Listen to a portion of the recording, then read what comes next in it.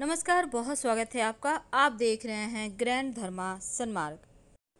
पितृपक्ष में कुछ ऐसी वस्तुएं हैं जो भूल कर भी नहीं खरीदनी चाहिए, लेकिन कई बार मन में ये भी सवाल आता है कि इस दौरान क्या खरीदें क्या नहीं खरीदें।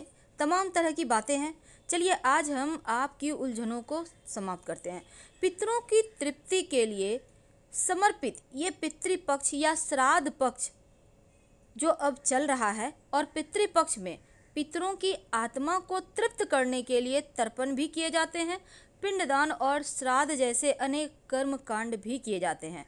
इसके पीछे एक मान्यता ये भी है कि पितृपक्ष में हमारे पितर और पूर्वज पृथ्वी पर आते हैं और अपने वंश में किसी न किसी प्रकार पहुंच ही जाते हैं।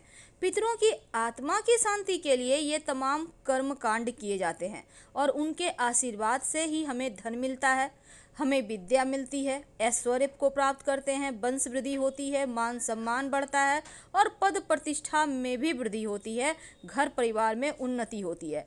लेकिन अब मन में ये सवाल है कि पितृपक्ष में क्या खरीदें या फिर कुछ भी शॉपिंग ना करें। कुछ लोग पितृपक्ष में खरीदारी करना अशुभ मानते हैं, जबकि पितृपक्ष को अपने पितरों का स्मरण करने का समय होता है, उनके घर आने का अवसर उन्हें मिलता है। तो ये घर परिवार को देख के जो पितृगण है वो प्रसन्न होते हैं और इस समय विवाह, मुंडन जैसे शुभ मांगलिक कार्य नहीं किए जाते हैं। लेकिन अगर आप पूजा पाठ के लिए अगर आप शॉपिंग करना चाहते हैं, खरीदारी करना चाहते हैं, तो ये वर्जित नहीं है। तो पितरों की आत्मा की शांति या संतुष्टि तृप्ति के लिए श्राद्ध भी किया गया जाता है, दान पुण्य पूजा पाठ। तो आप 15 दिनों तक चलने वाले श्राद्ध पक्ष में नई खरीदारी तो कर सकते हैं, लेकिन जो शुभ मांगलिक कार्यों के लिए चीज़ें हैं वो ना ही खरीदें तो अच्छा है। हालांकि पितर धरती पर आएंगे तो आपको खुशी, समृद्धि, धन, वैभव, संपन्नता देकर ही जाएंगे और आपको खुश देखकर वो खुश होंगे। ज्योतिष में कहा गया है कि चिंतामणि जो ज्योतिष ग्रंथ मुहूर्त चिंतामणि के अनुसार आप पूरे वर्ष शुभ मुहूर्त में नए वाहन, भवन, भूमि, वस्त्र, आभूषण सब खरीद सकते हैं।